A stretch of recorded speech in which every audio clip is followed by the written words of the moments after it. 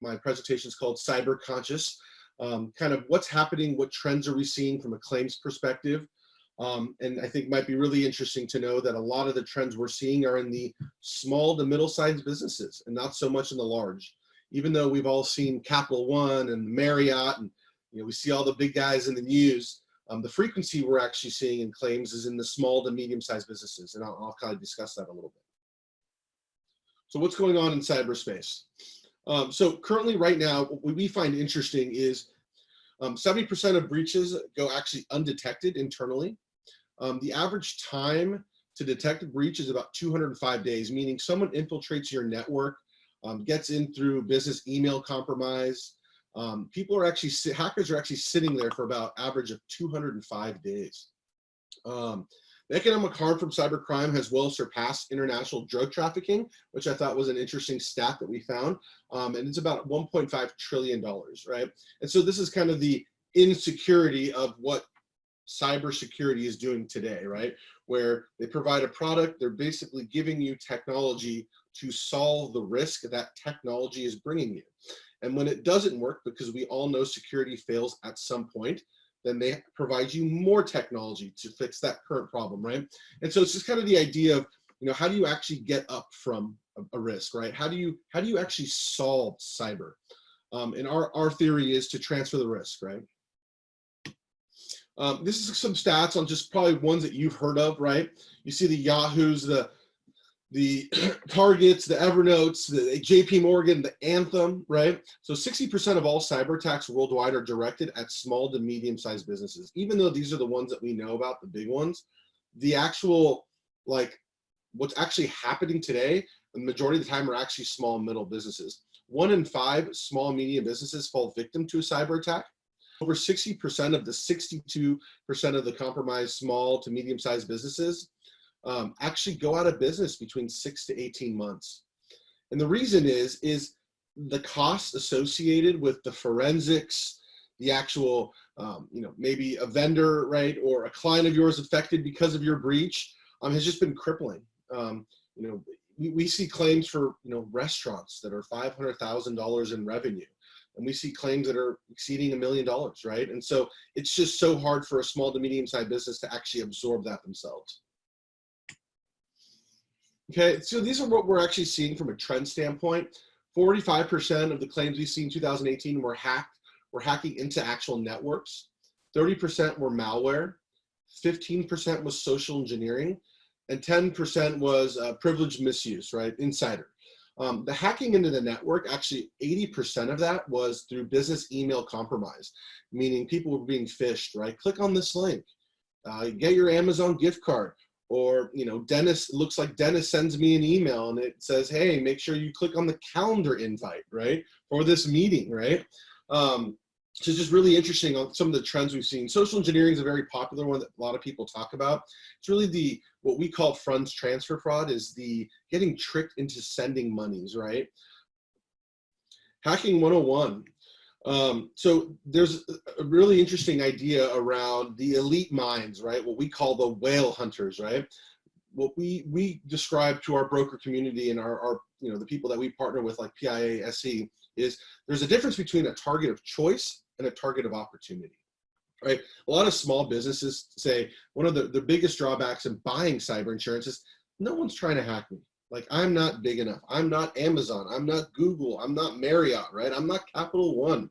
And they're right. There aren't organizations building code to attack your business 24 hours a day. That's not realistic, right? Unfortunately, what we're seeing in the marketplace today is kind of in the wild, lazy hunters and gatherers, the targets of opportunity. You use a multiple amount of technology services to help run your business efficiently. If it's a payment processing system, if it's a website, if it's integrating your Yelp reviews with what you do for business, if it's your HR system, all these technologies combined provide vulnerabilities that are publicly seen by hackers that then drive a target of opportunity.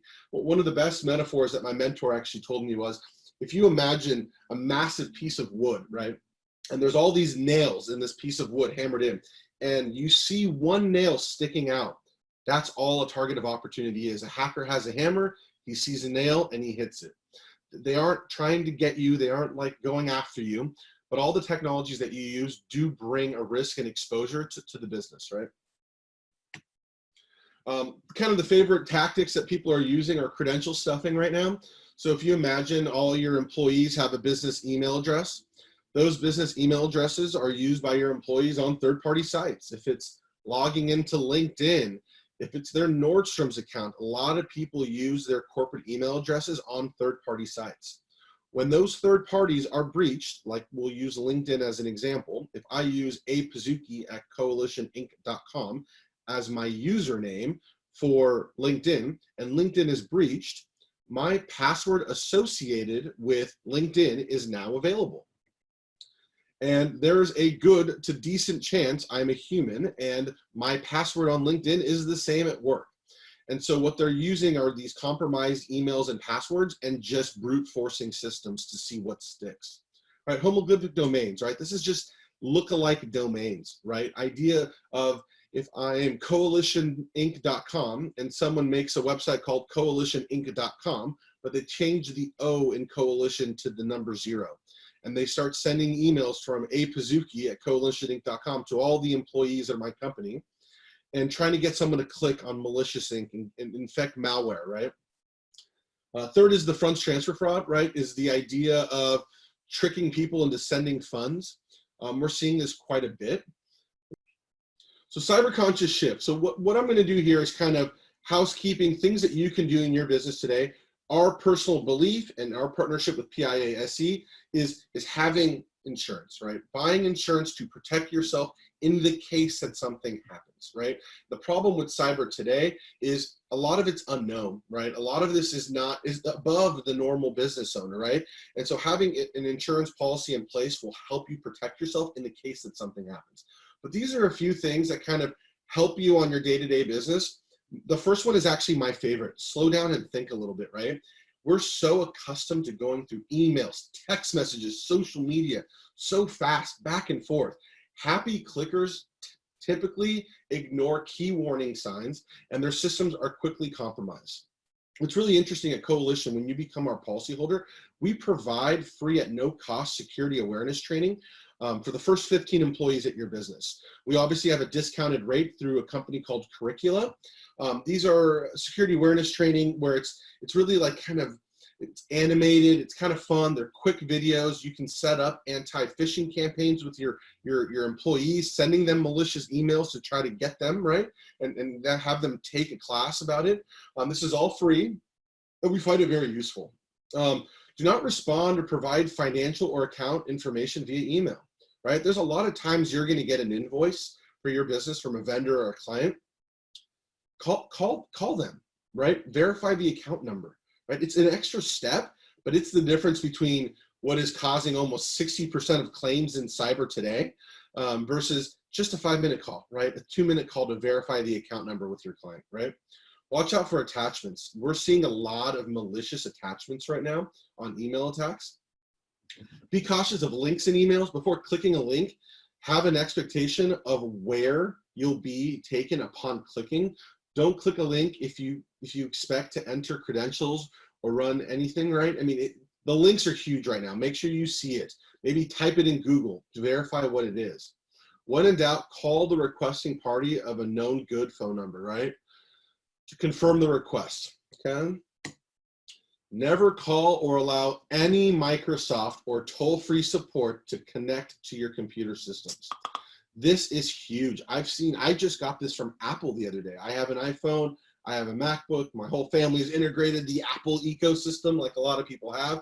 And Microsoft has actually been the biggest driver in this, but I got one from Apple last Thursday actually that was like, hey, your cloud has been breached.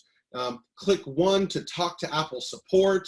I hung up the phone immediately and I went to Apple's website. I called Apple and they're like, we know nothing about this, right? So it's really interesting, right? Password recommendations. There's a lot of ways people have talked about passwords in the past. Do not use your name or your username in your password. Don't make your password Alex Pazuki, right? It's not smart of me to do. Do not use the same password for multiple websites, right? Especially financial or banking. I personally have a different website for a different password for every single login I have. And there's obviously password managers that can help you maintain that. It's a step. It's something you got to check, but it's very, very good hygiene. Do not store your passwords in any, I mean, seriously, unencrypted Excel spreadsheet, Word document, or worst place, Outlook notes or drafts. Do not store them in your notes in your email systems at all. I call this my father's risk. He stores all his passwords on a Word document on his desktop, and he just goes back and forth to it. I'm like, that just doesn't work. Like, if they get in your system, like, they have everything, right? And use a password manager. For work, we use 1Password here at Coalition. Personally, in my family, we use LastPass. I actually really like LastPass. I think there's like a free version, but from a business standpoint, it's very cost effective. And what it does, it basically gives you one main password to log into LastPass. You can then upload all your different websites that you go into with the passwords associated. And when you're on your laptop and you go to those websites, you will see a LastPass icon, and you click it, and it encrypts a very large password that has nothing to do with your password, but still gives you access.